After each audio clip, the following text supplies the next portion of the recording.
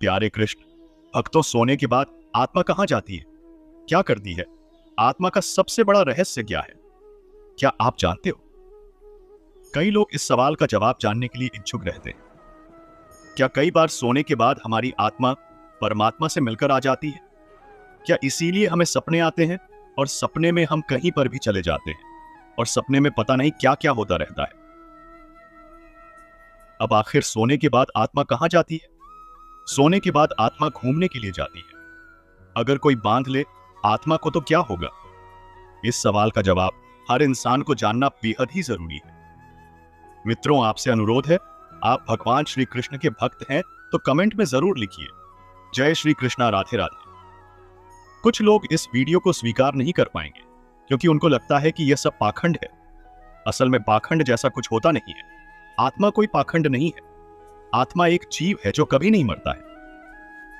कुछ पत्रिकाएं आपको यह बता सकती है कि आत्मा नहीं होती है, लेकिन मित्रों, एक श्लोक में भगवान कृष्ण कहते हैं कि हे पार्थ, आत्मा को ना शास्त्र काट सकते हैं, ना आग जला सकती है, ना उसे हवा उड़ा सकती है, और ना ही उसे कोई दुख होता है।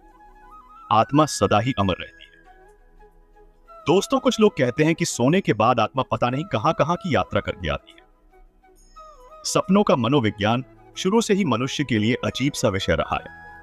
दार्शनिकों, वैज्ञानिकों और मनोचिकित्सकों ने अपने अपने ढंग से इसकी व्याख्या की है।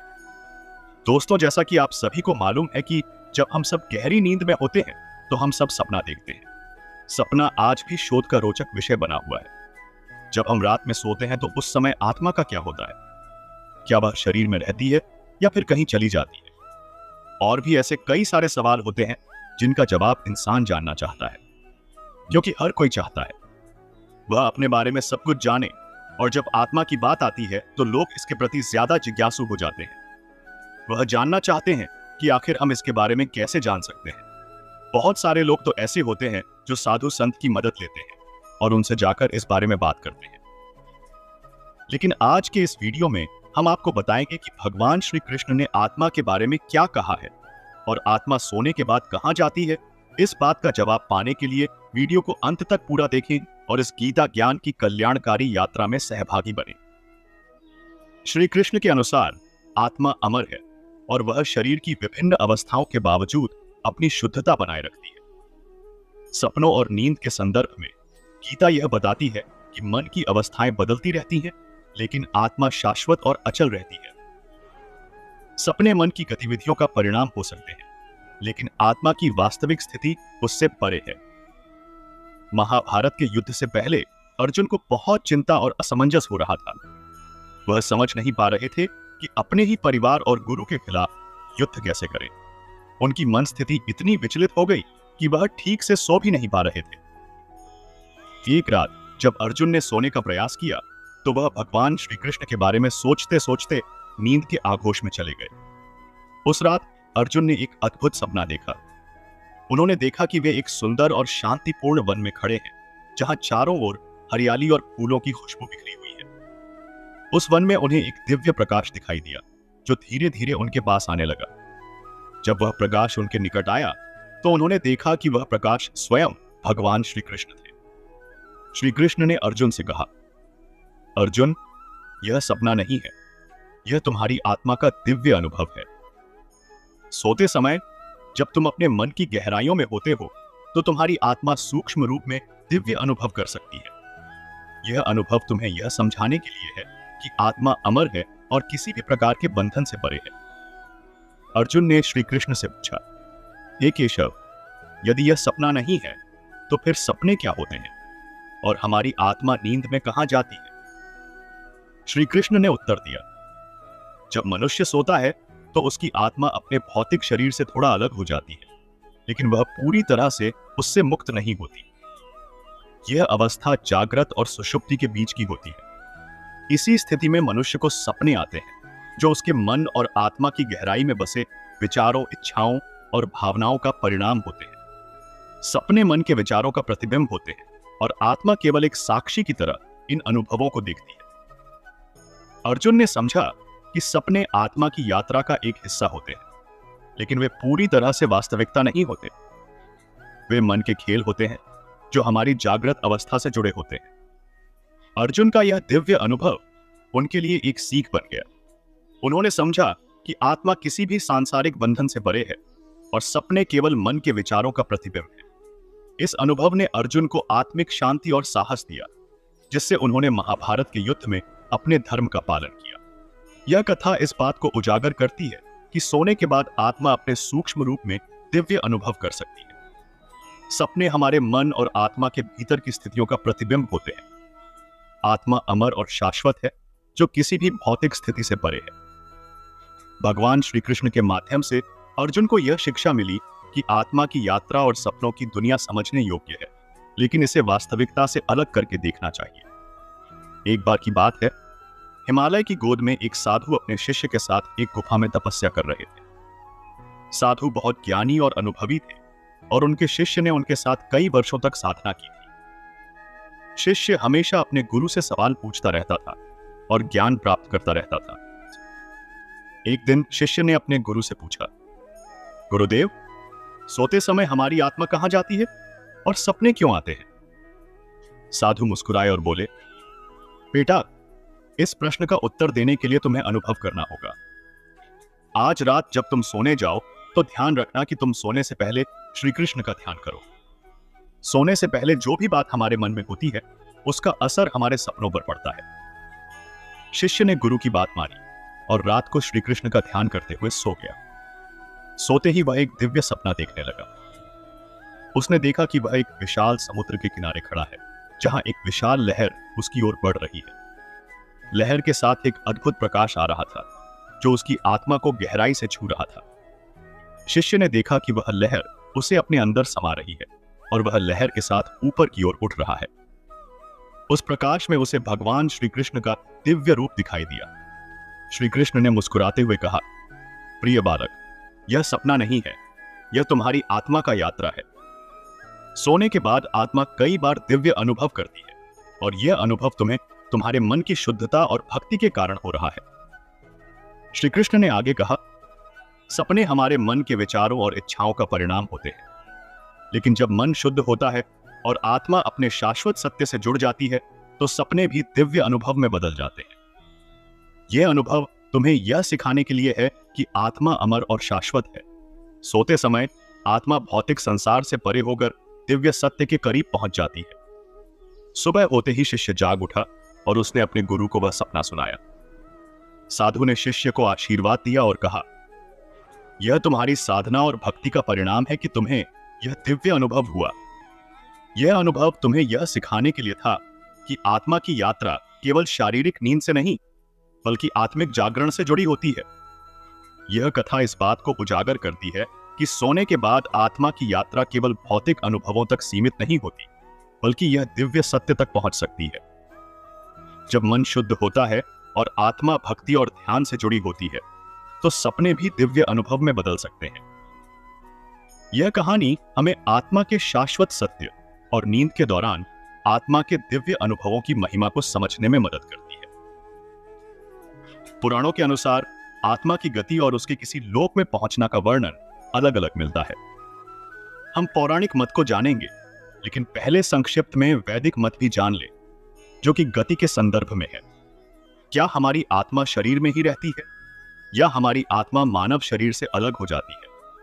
जो व्यक्ति बहुत ज्यादा थक हार कर सो जाता है, तो उस समय उसे बहुत ही अजीब अजीब चीजें दिखाई देती हैं और कभी कभार तो आत्मा परमात्मा से मिलने पहुंच जाती है। तब हमें ऐसा प्रतीत होता है कि हमारी मृत्यु हो चुकी है और हम भगवान के पास आ गए हैं। हम उन्हें साक्षात देखते हैं, जिससे हमें काफी सुकून महसूस होता है और वहां से आने के मन नहीं करता है, क्योंकि सोने के बाद हमारा शरीर बिल्कुल मृत की तरह हो जाता है। और कई बार तो इंसान को जगाने पर भी वह नहीं जागता है, क्योंकि उस समय उसकी आत्मा बहुत दूर जा चुकी होती है, जिस वजह से इंसान काफी देर में जाग पाता है।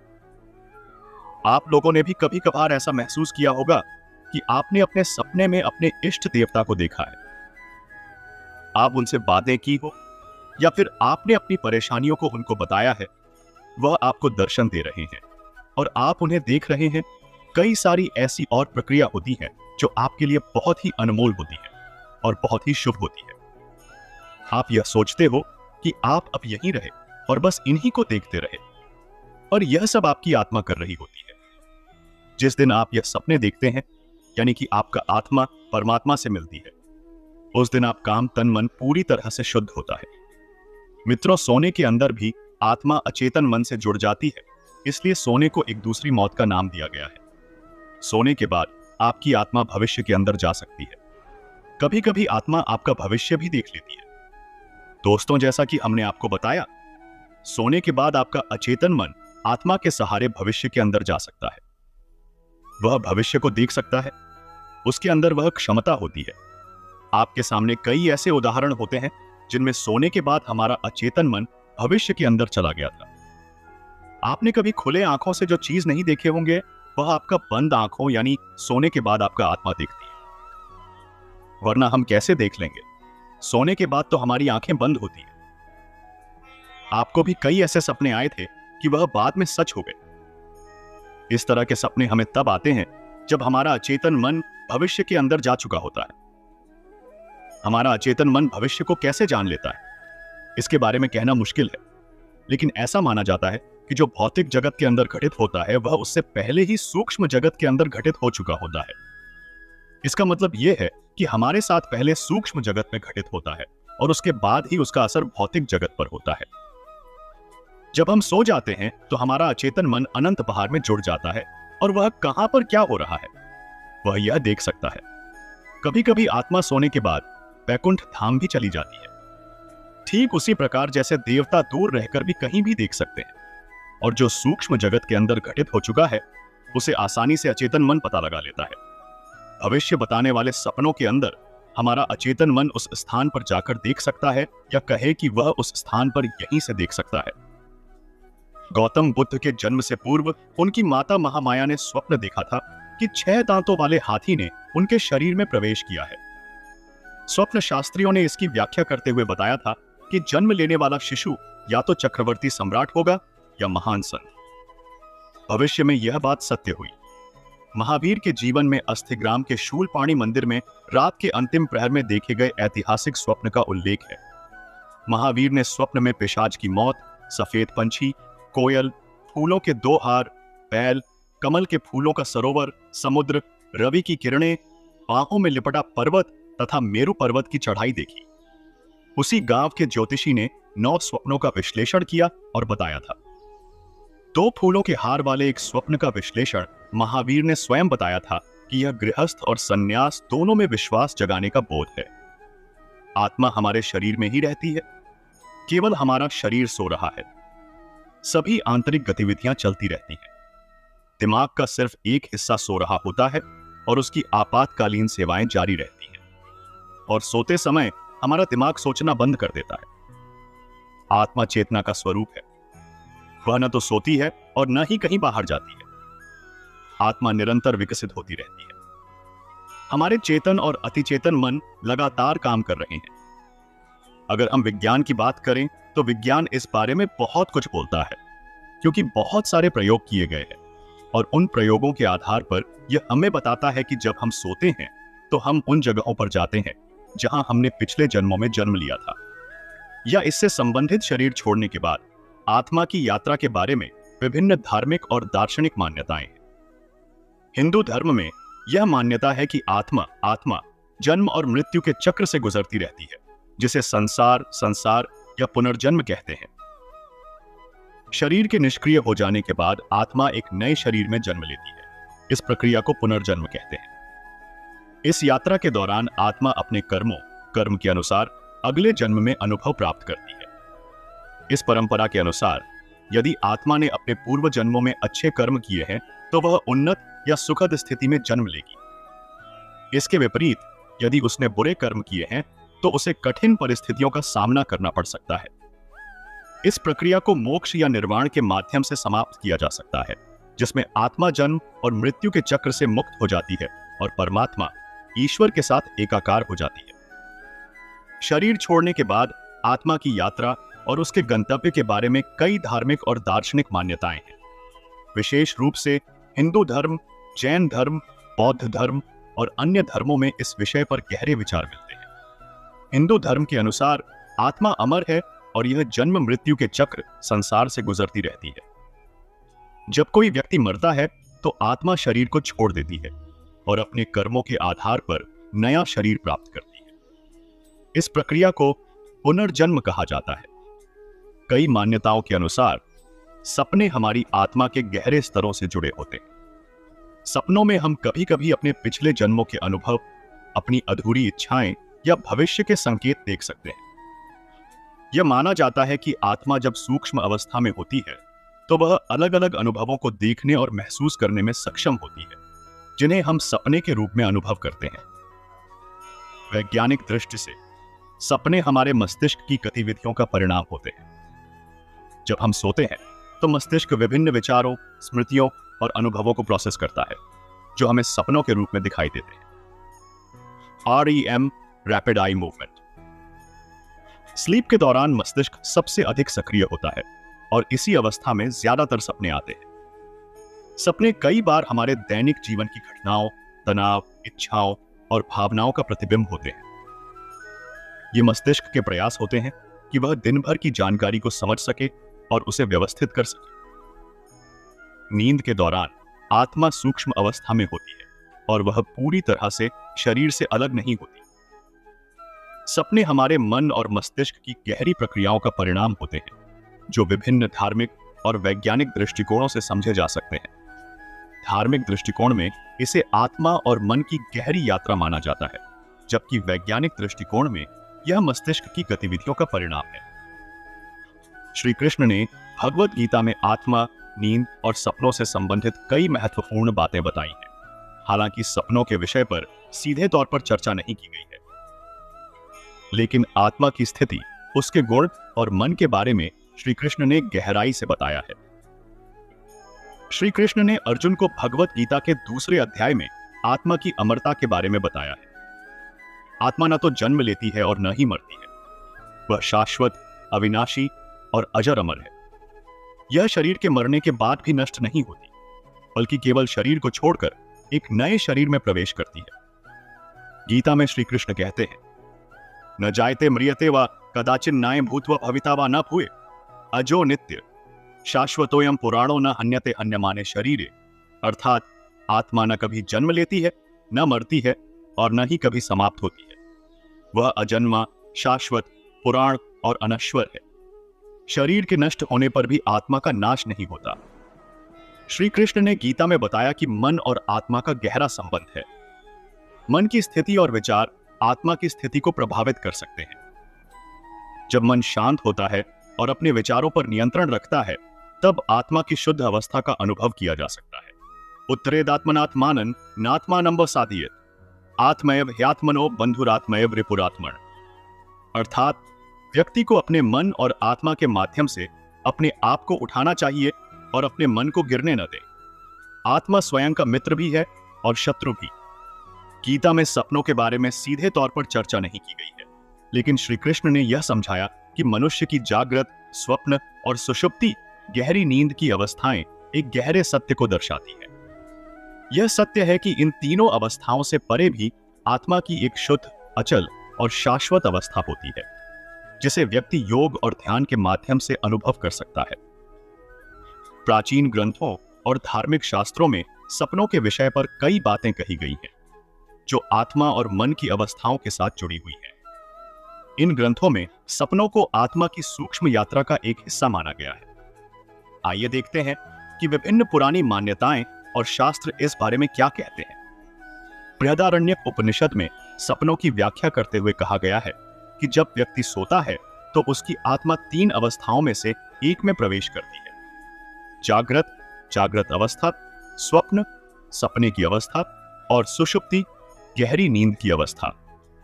स्वप्न अवस्था में आत्मा शरीर से अलग हो जाती है और सूक्ष्म संसार की यात्रा करती है। इस स्थिति में आत्मा मन और इंद्रियों के साथ विभिन्न अनुभवों को देखती है, जो व्यक्ति को सपने के रूप में दिखाई देते हैं। उपनिषदों के अनुसार स्वप्न अवस्था में आत्मा उन अनुभवों को देखती है जो जागृत अवस्था में अधूरे रह गए थे या मन के भीतर दबी हुई इच्छाओं का परिणाम होते हैं। सपने इस बात का संकेत होते हैं कि आत्मा अभी भी सांसारिक इच्छाओं से जुड़ी हुई है। महाभारत और रामायण इन ग्रंथों में सपनों को महत्वपूर्ण घटनाओं का संकेतक माना गया है। उदाहरण के लिए महाभारत में धृतराष्ट्र ने संजय से पूछा कि उनके द्वारा देखे गए सपने का क्या अर्थ है। इन सपनों में भविष्य की घटनाओं का पूर्वाभास किया गया था जो बाद में युद्ध में घटित हुए। कई पुराणों में सपनों को दैवीय संकेत, भविष्यवाणियां और आत्मा की सूक्ष्म यात्रा के रूप में देखा गया है। उदाहरण के लिए श्रीमद् भागवत पुराण में भगवान श्री कृष्ण ने अर्जुन को यह बताया था कि कुछ सपने दिव्य होते हैं और वे आत्मा के पूर्व जन्मों के अनुभवों से भी जुड़े हो सकते हैं। योग शास्त्रों में कहा गया है कि जब मन शांत और नियंत्रित होता है तो व्यक्ति सपनों के माध्यम से आत्मा की सूक्ष्म अवस्थाओं का अनुभव कर सकता है। योगियों का मानना है कि सपने केवल मन की उपज नहीं है, बल्कि यह आत्मा की यात्रा का एक हिस्सा होते हैं। पतंजलि के योग सूत्रों में कहा गया है कि ध्यान और साधना के माध्यम से मनुष्य सपनों की प्रकृति और उनके वास्तविक अर्थ को समझ सकता है। योग के अभ्यास से सपनों पर नियंत्रण पाया जा सकता है और उनके माध्यम से आत्मा के सूक्ष्म सत्य का अनुभव किया जा सकता है। स्वप्न शास्त्र, जो प्राचीन भारतीय विज्ञान में वर्णित है, के अनुसार सपनों का अध्ययन मन और आत्मा की गहरी अवस्थाओं को समझने के लिए किया जाता है। इस शास्त्र में यह बताया गया है कि सपने हमारी आंतरिक इच्छाओं, भावनाओं और भविष्य की घटनाओं का प्रतीक होते हैं। आयुर्वेद में कहा गया है कि सपनों का हमारे शरीर और मन की स्थिति से गहरा संबंध होता है। शरीर की 3 दोष, वात, पित्त, कफ के असंतुलन के कारण विभिन्न प्रकार के सपने आते हैं। आयुर्वेद के अनुसार जब शरीर और मन संतुलित होते हैं तो सपने शांत और सुखद होते हैं और आत्मा का अनुभव शुद्ध होता है। मित्रों, सपने और जागृत अवस्था दोनों ही हमारे मन की सीमाओं के भीतर के अनुभव है। जब हम सोते हैं और सपने देखते हैं तो हम एक कमरे में होते हैं, और जब हम जागते हैं तो दूसरे कमरे में चले जाते हैं। लेकिन दोनों ही अवस्थाओं में हम बंधन में रहते हैं। उनके अनुसार यह जीवन और मृत्यु दोनों ही बंधनों के भीतर होते हैं और इनसे बाहर निकलना ही असली जागरण है। साधारण व्यक्ति के लिए जागरण का मतलब सुबह उठकर अपने दैनिक कार्यों में लग जाना होता है, जबकि एक संत के लिए जागरण का अर्थ है बंधनों से पूरी तरह मुक्त हो जाना। साधारण व्यक्ति अपनी पूरी जिंदगी एक प्रकार के सपने में ही बिताता है, कभी आंखें बंद करके तो कभी आंखें खोलकर। यहां तक कि मृत्यु भी इस सपने को खत्म नहीं करती, बल्कि यह भी एक नया सपना बन जाती है। वास्तविक मुक्ति और जागरण तभी संभव है जब हम इन सभी सपनों से बाहर निकल जाएं और असली स्वतंत्रता प्राप्त करें। मित्रों, इसलिए सपने कुछ भी नहीं होते, और यह वही होते हैं जो हम दिन भर सोते रहते हैं। वह हमारे दिमाग में चलते रहते हैं। बाकी ऐसा कुछ भी नहीं होता है। अगर सपने में दिखाई हुई चीज सच होती तो आज हमें सब कुछ अलग ही मिलता। आप ऐसा कुछ भी नहीं है, और आत्मा का यह क्या ऐसा रहस्य है, किसी को भी इसका कुछ सही तरीके से नहीं पता है। बस हम तो भगवान श्री कृष्ण से यही सुनते हैं कि आत्मा अजर अमर है और उसको ना तो कोई काट सकता है, नहीं भी हो सकता है, और ना ही जला सकता है। भगवद गीता आत्मा की अमरता पर प्रकाश डालती है। यह सिखाती है कि स्वयं आत्मा की शाश्वत प्रकृति भौतिक शरीर से परे है।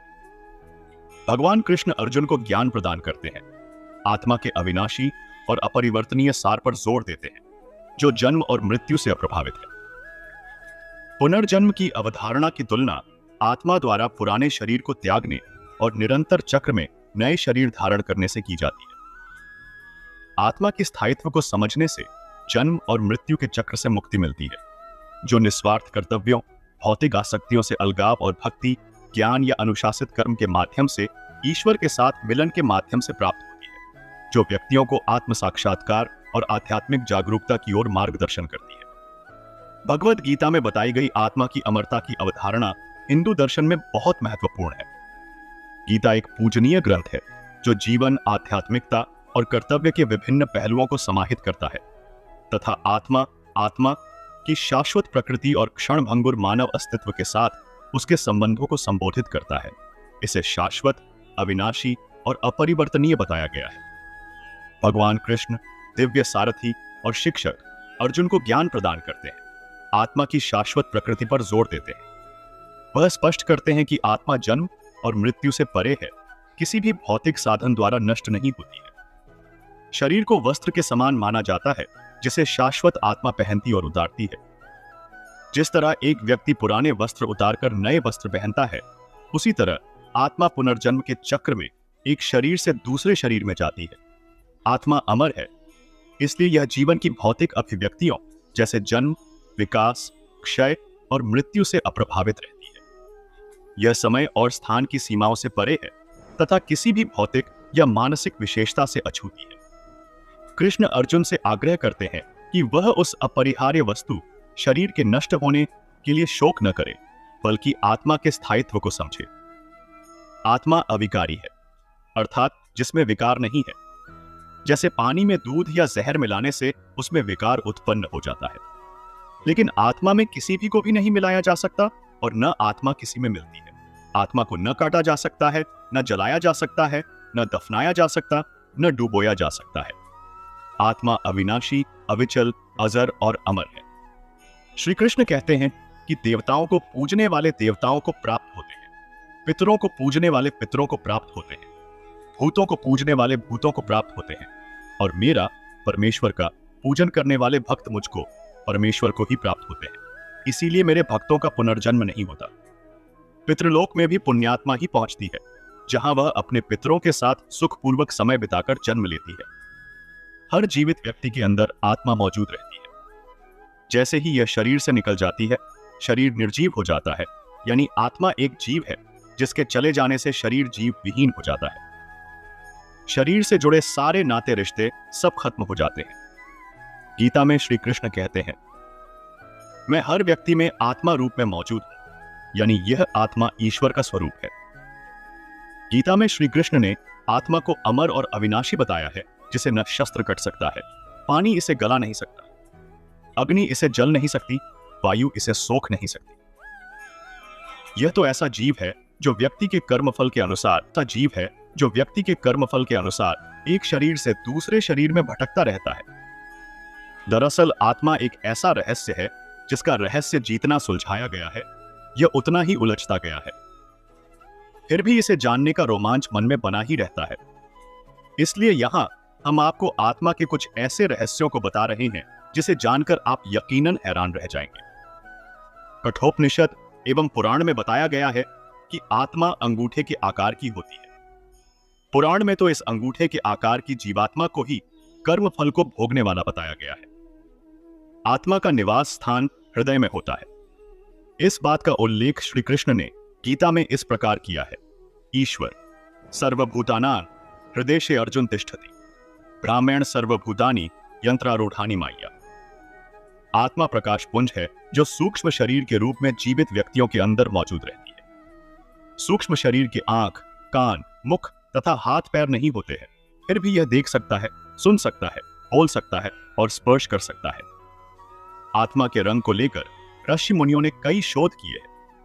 मृत्यु के समय आत्मा अपने कर्मों को समेटकर अपनी अधूरी इच्छाओं को पूरी करने के लिए अन्य शरीर की खोज में चल देती है, और कर्मों के अनुसार ही आत्मा को नया शरीर कर्मफल भोगने के लिए प्राप्त हो जाता है।